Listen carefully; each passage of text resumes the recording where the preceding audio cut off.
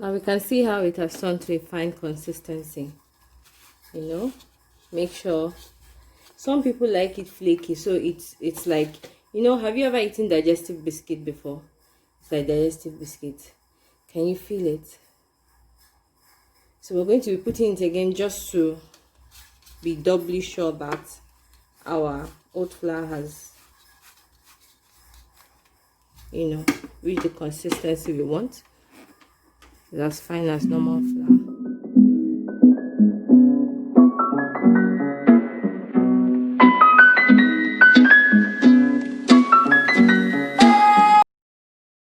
Hello my natural beauties, welcome back to our channel. If you're new here, please click the subscribe button after watching and hit the notification button so that you can know whenever we put out new content. Today we'll be teaching you how to make your own oat flour at home using your dry blender. Now this is me at the supermarket looking for suitable gluten-free oat flour because I wanted to eat pancakes. I did not want to use regular flour, so I did not see any.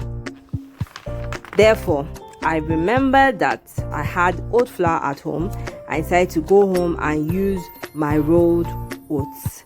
You can use any type of oats, but I prefer the rolled oats because of its benefits. Maybe sometime I'll make a video on different types of oats, but today let's get into the process.